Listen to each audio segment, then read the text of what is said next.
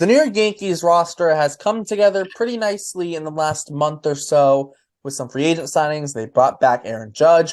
They brought in Carlos Rodon, among a couple other smaller moves. But there's one thing the Yankees do not have as of right now, and it is a true leadoff hitter. So who's going to hit leadoff for the Yankees in 2023?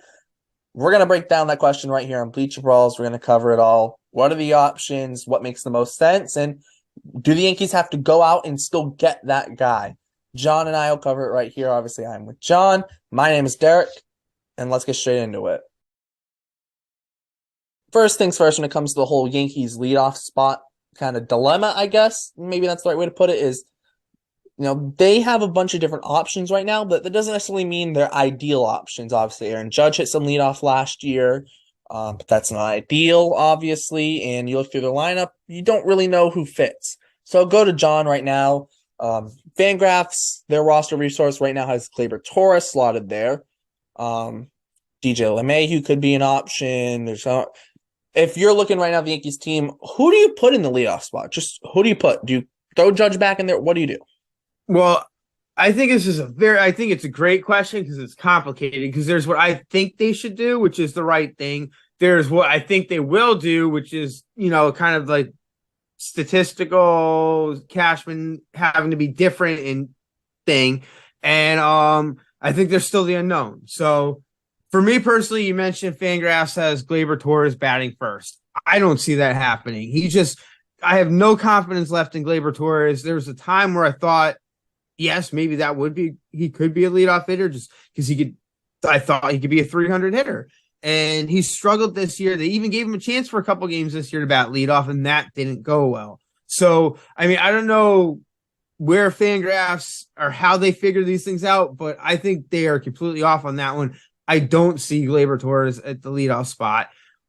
So, like you and me were talking a minute ago, I think there's a couple different options. I think me personally, DJ LeMahieu makes the most sense because he's a contact hitter. He has hit well in the leadoff spot before. I realize he's a couple years older now, but if he missed a lot of time, but that also means he's had a lot of time to get healthy. And if he's back to even just 90% DJ LeMahieu, that's the guy I want in the leadoff spot because you can really trust him to get on base, work counts, which is important, drive up pitch counts. And when a leadoff hitter is working counts, I know you know this, it's they're giving the hitters behind them more chances to see what the pitcher's got. So if the leadoff hitter makes the pitcher throw 7, 8, 9, even 10 pitches, that's 10 pitches that Aaron Judge, who might be hitting second, is going to see in the batter's box and kind of know what he's getting into. I think for me personally, DJ LeMahieu should be the leadoff hitter. Yeah, I think that's fair, right? I think that's fair. I do want to also add, though, you brought up Aaron Judge, new Yankees captain Aaron Judge. We're not going to do a whole video on it, but I did want to bring it up because it's our first Yankees video since that announcement, so I did want to bring that up. Yeah, definitely. And like you said, Aaron Judge. See, and now this is where I say I think this is where Cashman just needs to be different. As the way the lineup is right, or as the roster is right now, today's roster, as recording this a couple days before Christmas, I think in all likelihood the Yankees go with Aaron Judge as the leadoff hitter again, just because they do things like that. I don't agree with it. I really think he's more of a number 3 hitter. I prefer him. If you give me the option, I think he's a number 3 hitter. If I have to, then you put him in the second spot. I don't really like him as a leadoff hitter. But I think Derek, I think that's where they're going to go. What do you think? Yeah, right now, if it's not DJ LeMahieu and I'm looking at their roster, what are your options besides Judge? It's like Gleyber Torres, Bader, but I don't think you put Bader there. You probably don't put Oswaldo Cabrera, not enough MLB at bats to really warrant putting him in the leadoff spot. Oswald Peraza, if he's the starting shortstop, probably not. Isaiah kind of fluff it. If he starts, it's not happening. There aren't really many options. And I did kind of take a look at the free agent market before this, and the Yankees could go out and get a left fielder. The guy there would be Jurickson Profar, but at that point, do you really go get Jurickson Profar? And is he a great leadoff hitter? No. Could he be serviceable in a leadoff spot? I mean, yeah, he was just the Padres leadoff hitter and that Padres team just made it to the NLCS. So it's not like he can't be a leadoff hitter, but at that point, you probably just roll with DJ LeMahieu. For Aaron Judge, I think if I'm looking at this from a Yankees perspective, no problem with him in the 2 spot, the 3 spot, even the 4 spot. Maybe I don't love it, but don't hate it. But the 2, 3 spots are perfect for him. Just depends on whether you want him the 2 or 3. That's more of a personal preference thing. 2 spot you might get more at bats over the year, but the 3 spot you might have more chances with guys in scoring position or with 2 guys on base. So that's more of a personal preference thing. I think that more depends on the length of your lineup. If you can hit Judge second and have a really good 3 through 5 still, then yeah, maybe you hit him second. But if your 3 through 5 isn't going to be great with him in the 2 spot, then yeah, you probably hit him third. But I think the Yankees should be fine that 3 through 5 with Rizzo, with Stanton, and whether it's a Donaldson or someone else in that spot. Yeah, in that 5 spot, I think they'll be okay. They still have ways to go. I think they could still bring in a left fielder. They could play the trade market. I know Brian Reynolds has been rumored a little bit, and Yankees fans want him. He's gonna cost an arm and a leg. I will say that. So I wouldn't put your money on it, especially because the Pirates for whatever reason are saying we're not going to trade him. We don't want to trade him, whatever. Even though they're going to get the most that they could get for him right now. It's one of those things where it's like, who do you put there? It's truly who do you put there? Could it be a revolving door? And I think me too, as a Red Sox fan, I saw this with Kike Hernandez last year. And then when he got hurt, it was like, yeah, Kike wasn't a great leadoff hitter, and he struggled last year. But then it was like when he got hurt, it was like, who the heck's going there? And then it ended up being Tommy Pham by the end of the year. And it's just like, this is not good enough. That's why the Red Sox went out early and got a guy like Masataka Yoshida, because he's a leadoff hitter. The Yankees are another team, just like the Red Sox did going into this offseason, needed a leadoff hitter. The Yankees haven't filled that hole yet. And we talk about the Yankees needing to get over this hump of the Houston Astros. Well, what's going to help run production? Having a guy that gets on base before Judge, Rizzo, Stanton. If you have a guy hitting leadoff that cannot get on base ahead of your 3 best hitters in your lineup, you're going to have a much lower chance of scoring runs. Especially against a team like Houston where your opportunities are going to be so limited. So I think the Yankees got to figure it out. I think they got to figure it out. How they figure it out, I don't know, but they do have to figure it out. Definitely. And I think you're right. I think they would like to go the trade route. And you're right. I don't see Brian Reynolds coming to the Yankees. I think there's going to be other teams that can put together better offers for Brian Reynolds. I just think the Yankees really unloaded a lot of pieces of last year's trade deadline, and that's going to limit them now. I don't, as much as every year you hear talk about Brian Reynolds coming to the Yankees being interested. Yeah, I'm sure they're interested. They should be interested, but it's just not realistic. It's not going to happen. So there has to be someone else out there that they're looking for that on the trade market that could be a leadoff hitter. Like I said, I think they'd probably be okay rolling with LeMahieu or Judge in that spot.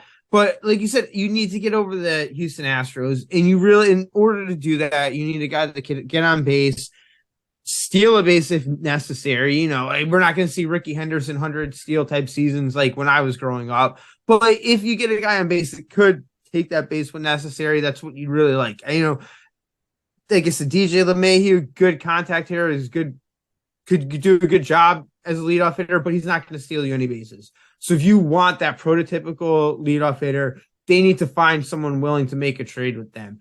Like you said, Yoshida, I thought he would have been a good option. There's what's his name with the Indians? Was it Stephen Kwan? He just impressed me. Stephen Kwan? Yeah. Did I get that right? He would impress me in the ALDS. So I would love a guy like that at the top of the lineup. I don't know who's out there. And I know you do have a better I know the Yankees and the Red Sox and the rest of the AL East. I don't know the whole Major League Baseball the way you do. Is there anybody out there on a team that's not really going to compete, even if they're not hitting leadoff now, but could be a left fielder that could hit leadoff, or just an outfielder that could play left field that could hit leadoff? Is there anyone else out there outside of Brian Reynolds? Yeah, you're looking at maybe like a Jake McCarthy from the D-backs, because they kind of have an outfield logjam. Dalton Varsho, Corbin Carroll are going to be off limits. But they could trade one of Alec Thomas and and Jake McCarthy. I would think would be Jake McCarthy, who they would be more willing to trade. He's 2 years older than Alec Thomas. Also, Alec Thomas was that more highly touted prospect out of the two. Um, although McCarthy did definitely show that he can be a guy in his rookie year. Had a very good rookie year. He could hit leadoff. I definitely think he would be definitely be capable of hitting leadoff. And he did hit some leadoff last year, I'm pretty sure, with the D-backs.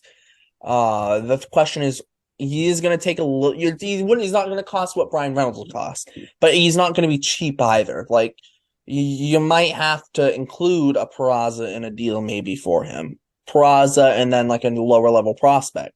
And do the Yankees want to do that? I don't know if they do. That's where it gets a little shaky for the Yankees. If they don't want to part ways with Peraza, they don't want to part ways with Volpe, and even Jason Dominguez. What trade bait do they really have after that in terms of getting a legit leadoff hitter, especially on a trade market that feels very stale right now? Like, I don't really know. The D-backs really make sense just because they have 4 outfielders, 3 outfield spots. Yes, Varsho can catch. It's not going to catch long term. They want to save his legs. Yes, they could DH one of them, but you'd rather trade one of them and have a legit DH who's more of a hitter. So it's an option, but I don't think it happens. Besides that, there aren't too many like standout options where it's like this guy's going to be available for a trade and he's on a team that, would be willing to trade him. I think trying to find a guy would be difficult. And I guess that's kind of what the Yankees are going to have to do. They're just going to have to manage and get to the trade deadline and hope there's some of those teams out there that end up struggling, not having good seasons, or looking to unload a leadoff hitter. And then, again, they're probably going to have to pay through the nose, but they're going to have to do what they have to do. Right now, the Yankees have a window. You have Aaron Judge newly signed and probably, the youngest he's going to be during this contract. You have Rodon, who is not on the injured list right now. And again, he's not going to get any younger, and you're going to want to win within this next year or two. So I think the Yankees are going to inevitably have to start parting with some of these prospects they don't want to part with. I know Barnes has seen Anthony Volpe play and said he really just looks like a ball player. And everything I've heard about Jason Dominguez, and guys, go in our YouTube archives and check out Derrek's video on Jason Dominguez. The kid, I heard about him before that video, but Derek does a great job really highlighting a lot of what he can do. The kid looks like a stud. Two people I prefer not to trade, but if the Yankees are really in a tight spot, one of them might end up going. If you're going all in, you might have to get rid of one of Peraza or Dominguez. I don't think Volpe goes just because he's that kind of high-level prospect that you don't see get traded nowadays. But that kind of next tier of Volpe's in that tier of he might be the number 1 prospect when the 4 guys ahead of him get cleared off the prospect list because they'll be in the big leagues.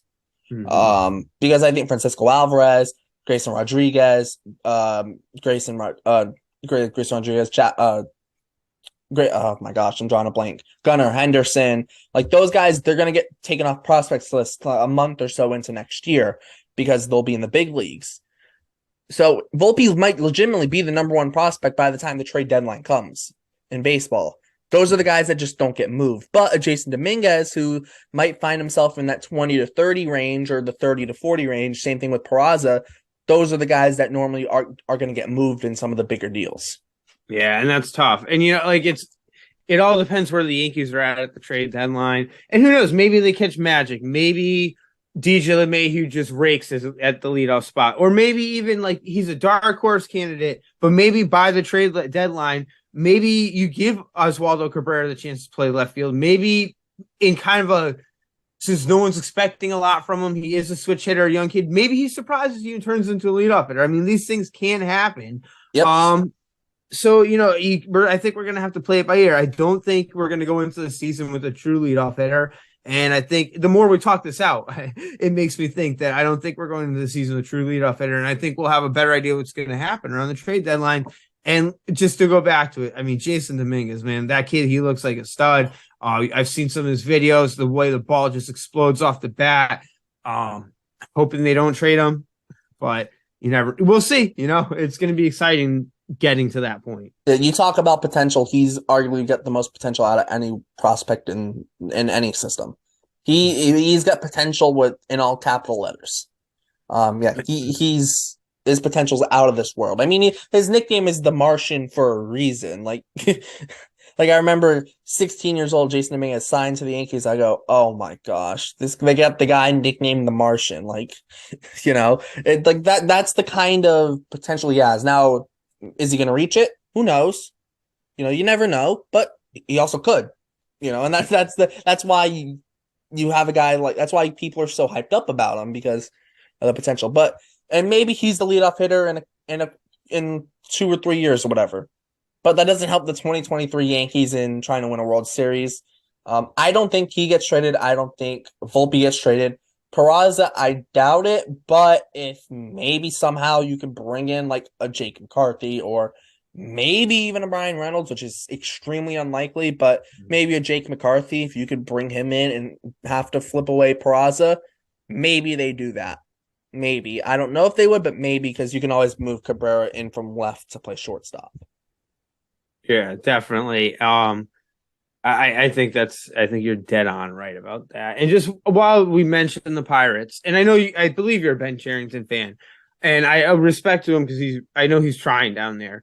But I have a cousin who is a diehard Pittsburgh fan. His dad is from Pittsburgh, so Steelers, Penguins, and to an extent the Pirates. And the things he says about that ownership group, they're really so just bad. in it about the money. They They're don't so care bad. at all about winning, and they're all like they should be forced to sell because they just don't care, and it's They could terrible. have a legitimately fun team like T. Brian Hayes, Brian Reynolds, O'Neill Cruz. Hell, guess what? They have a closer in David Bednar. Like they could legitimately have a fun team. They might not be the most competitive team in 2023, but there's some names there. They brought in G-Man Choi. That's a fun guy. They could have a fun team next year. Just they don't spend any money, and that's the And the problem. ownership will force as soon as these guys are coming up for arbitration, the ownership will force Charrington to trade like the top pieces. Yep, they're And gonna it's a have shame Henry because that Davis too city on would defense. support them. Like you can say you're small market, but that city would support them. Andrew And McCutcheon's prime. right. Yes. And this is a team with a history going back to the 1800s. Like this is not right what they're doing in Pittsburgh. Go all the way back to the Willie Stargell days. Like the Pirates were a legit team, and now it's just like, cool. Well, we're gonna have Henry Davis joining our young crew, who might not even be here in a couple of years because we might trade him away for more prospects, and that's just how the Pirates feel. But before we wrap this thing up, final words. Let you get the final words. Aaron Judge, new Yankees captain. You can get the final words. Yeah, it was awesome. You kind of knew it was going to happen as soon as he signed. I think he's kind of been the unofficial captain, but I know they didn't want to name him captain with the potential that he'd leave as a free agent because that'd be kind of embarrassing. So you knew it was going to happen. The cool thing though is it. I'm sorry for Derek Jeter that it didn't work out in Miami, but it's really cool to have him back with the Yankees. So for him to be there to really pass the torch to Aaron Judge, it was so cool. And once again, I know I said this before. Fans that boo Hal Steinbrenner are idiots, and you shouldn't do it. This guy's a fantastic owner. If you're going to boo anybody, boo Cashman. I think Hal Steinbrenner is just true class, up and down. Just a classy guy, really good guy, and I like the way he handled that. Just hearing him speak and everything, he's a good guy. He did the right thing, bringing Aaron Judge back and making him the captain. It was great, and just to see Derek Jeter there, just as a Yankees fan, that was awesome. Like it's been a win. This whole like whatever happens in this offseason, whether the Yankees get another left fielder or they go with or Oswaldo Cabrera or even potentially that bum Aaron Hicks, bringing Aaron Judge back to the Yankees, it's been a success for offseason no matter what. All right, that's a perfect place to wrap it up then. So yeah, thanks for tuning in Bleach Bros. Check out all the Bleach Bros links in the description. The Bleach Bros website, podcast, Instagram, and Twitter, plus all of the crew's Twitters will be down there. Like, subscribe, hit the notification bell so you get notified whenever we post. Comment, let us know your thoughts. Who are the Yankees going to hit leadoff next year? Let us know what you think in the comments. We'll try and respond to all of them, or at least as many as possible, depending on how many we get. And yeah, check out all our stuff, all our podcast website, all that cool stuff. Because like I said, they'll be in the description. For John, my name is Derek. Thanks for tuning in to Bleacher Brawls, and we'll see you next time.